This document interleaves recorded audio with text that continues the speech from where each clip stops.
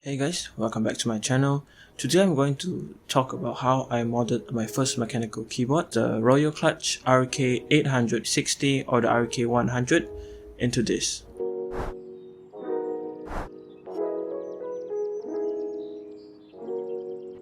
Let's start out with the components of the keyboard first. Of course, we have the case which houses the motherboard and the battery, and they are connected to the PCB with a few wires. As you guys can see, the case is quite hollow. This is the PCB. It's a 5-pin hot swap PCB made by Royal Kludge, I believe, and it's easy to put in switches. And we also have the plate which the switches are going to mount on, and it connects the PCB to the case.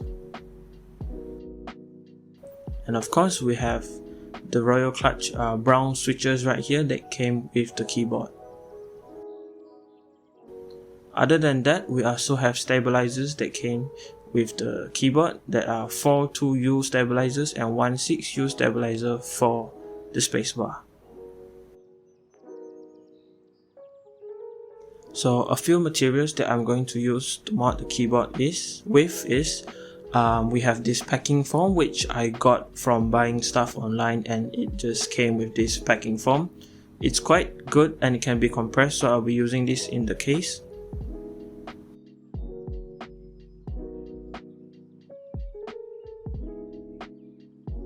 Besides that, we will be also clipping the feet of the stabilizers to make it more stable and get rid of the rattling sound they always make with a nail clipper.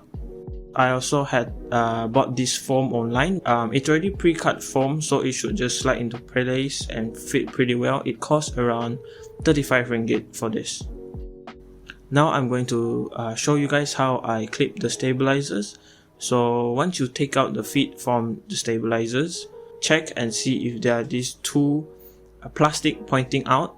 So all you have to do is just take your nail clippers or whatever you prefer to clip stuff with and just clip it off, and make sure that it's flat after you clip off both of the feet. So after clipping off both of the feet, you just want to place it back into the housing to make sure that it's correct. Just see the feet properly and make sure that it goes up and down when it's in the housing. And to make sure that the wire fits, all you have to do is feed it through the feet just now, and then it should have a clipping sound once you push it down correctly. Okay, so after you're done with all of the stabilizers, or 5 small ones and 1 big one, you can just start by clipping them back into or onto the metal plate. That should fit quite easily. Just slide the 2 feet in and then the top should just clip into place.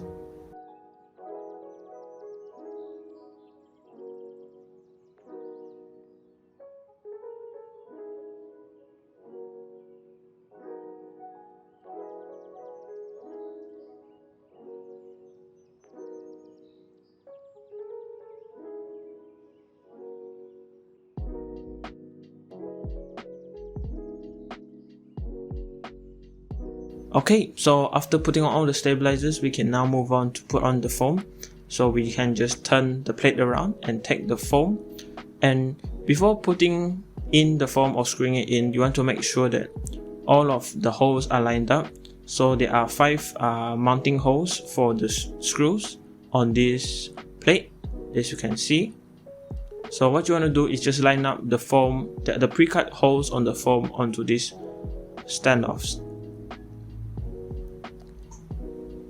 So after making sure all of the holes fit, we can now place the PCB on it and make sure that the holes are lined up.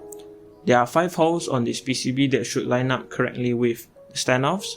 4 of them actually have a silver plated ring around them, but the one in the middle is not plated, so just remember to screw back in the middle one.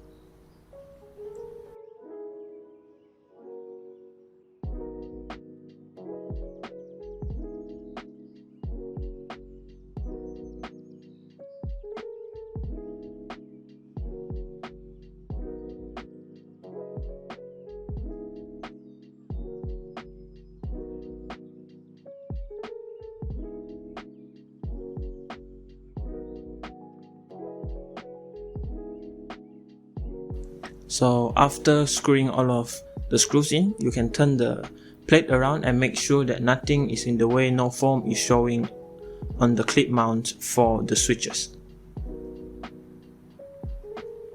Okay, now after we got all of that done, we can move on into forming the case. I'm just going to use some pre-cut foam that should fit into the case. Again, I got this foam for free from buying stuff online, and they came with this packing foam. So I'm just going to cut them and roughly fit them into place. Make sure not to use too much, as the case can't be screwed in later on. When placing the foam, also be wary of the standoffs for the screw. You don't want to be blocking them or overfilling them or covering them up so the screws can go in properly.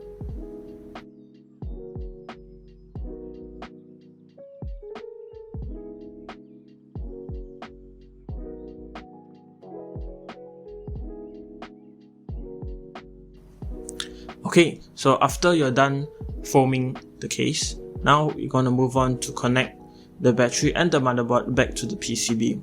Now this battery, it has two connectors, which are the black and white wire, and it's connected to this white clip. It should just clip into here where it fits on the PCB quite easily. You want to make sure you don't use too much force and it clips in perfectly so it doesn't break. So the same thing applies to the motherboard wires, so you want to make sure that the pins are correct and it should fit into this slot on the PCB, and you want to make sure you put them in carefully and make sure it's tight but it doesn't break.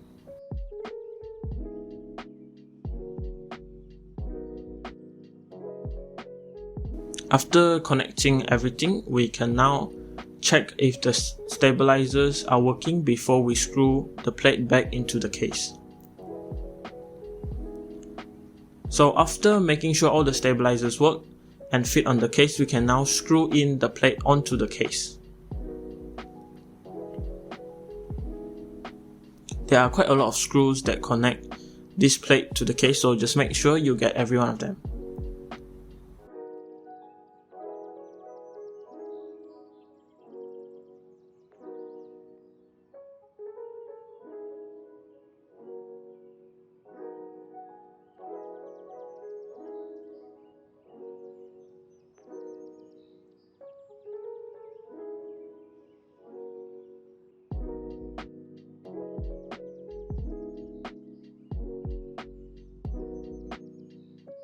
Now it's time to put back all the switches. There are 100 switches on this keyboard, so let's get into it and show some magic.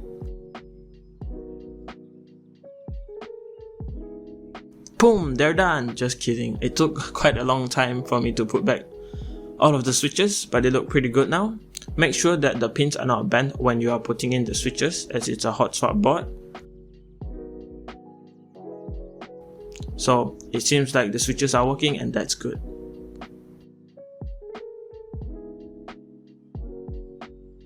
Now we can move on to put on the keycaps.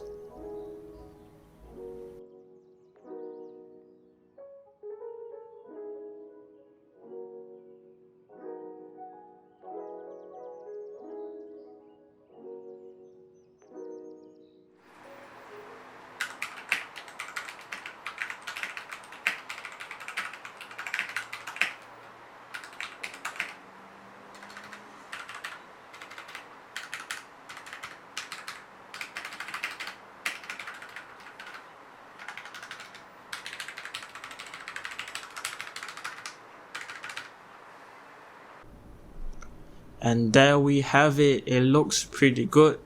Now, time for a typing sound test. Let's go.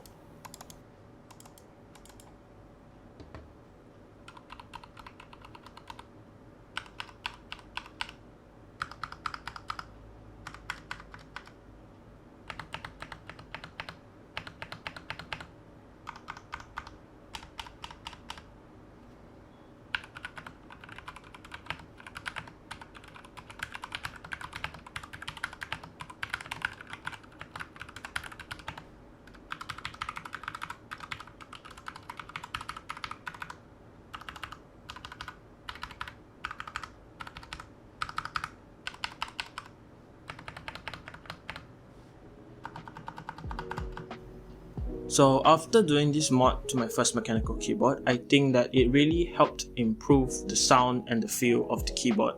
Now I didn't do too much. You can do much more into modding your keyboard, like changing out the switches and stabilizers and all of that. But I think that because it's my first one, I just wanted to keep it easy and so that almost everyone can do it. So here are the costs of modifying this keyboard. So the keyboard, the Royal Kludge RK100 or the Royal Kludge 100, costs around 160 ringgit on the market when I bought it. And for the keycap, the cat keycap that was custom made, it cost around 30 to 40 ringgit. And the keycap set that I'm using right here cost me around 200 ringgit, and I believe I got it from Taobao. And for the foam, it costs around 35 ringgit that is pre-cut. Now for the foam used in the case and the clipping of the stabilizers, it's free, but if you want better stabilizers, I would recommend getting some plate mounted cherry stabilizers which are modded. All of them should cost around 50 to 60 ringgit, and I'll put links in the description below. So if there's anything you want to buy or you want to get that is in this video, I'll include it in the description below so you guys can check it out. So the whole cost for this is around 400 ringgit from the keyboard to modding everything. In my opinion, it's quite a good price for people who are starting out in mechanical keyboards. So yeah, that is it for this video. Hope you guys like videos like this. If you like this video, please leave a like. If you didn't like it, you can dislike the video. And subscribe if you're not subscribed yet. I have more content coming very soon. And as always, thanks for watching. Bye guys.